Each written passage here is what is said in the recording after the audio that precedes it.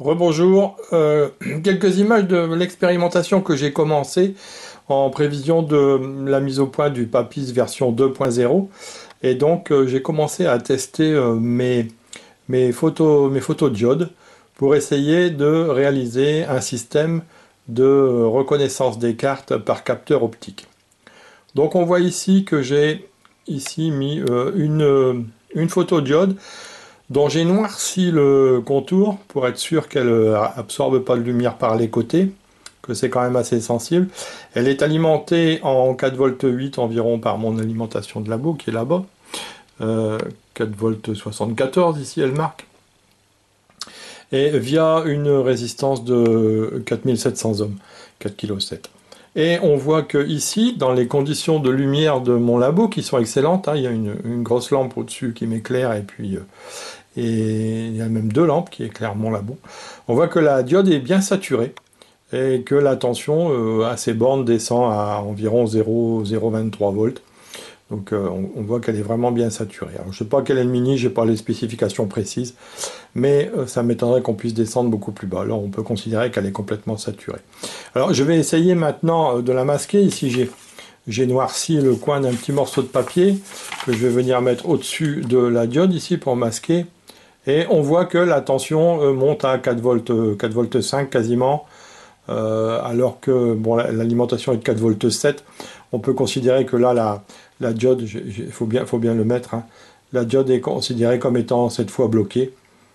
Ça, donc, c'est des contrastes de tension. Ici, on passe de 0,22 volts à 4 volts 6.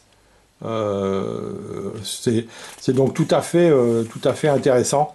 On a un beau contraste de tension qui va être facile à analyser avec un microcontrôleur.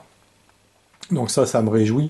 Bon, par contre, je ne pense pas que je pourrais utiliser ça comme ça, en bénéficiant simplement de la lumière ambiante, parce que bon, je vais par exemple ici éteindre une de mes lampes là-bas.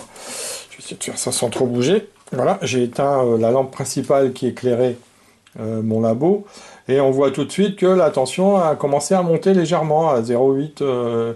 En plus, bon là, il fait encore jour, il y a une fenêtre derrière moi, il y a un peu de lumière du jour qui arrive.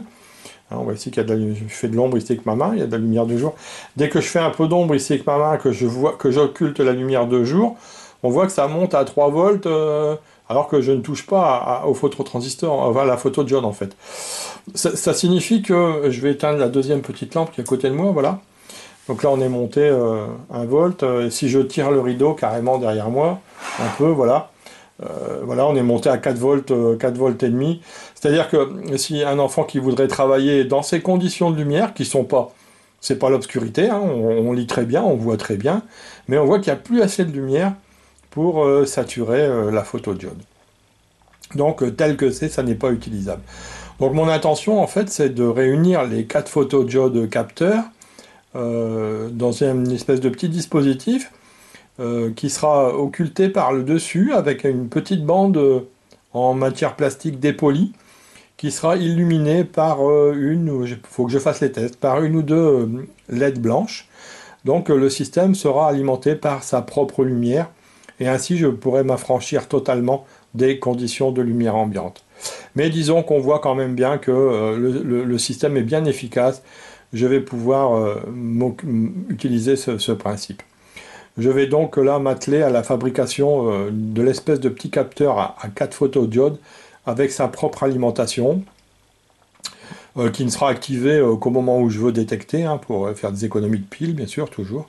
Mais donc je vais m'acharner sur ce petit truc, et dès que j'aurai réussi à fabriquer ce petit capteur, je serai absolument sûr que le Papis en version 2.0 est réaliste et je pourrai m'y attaquer. Et donc si ça fonctionne, ce petit capteur, je viendrai faire une petite démonstration isolée de ce capteur.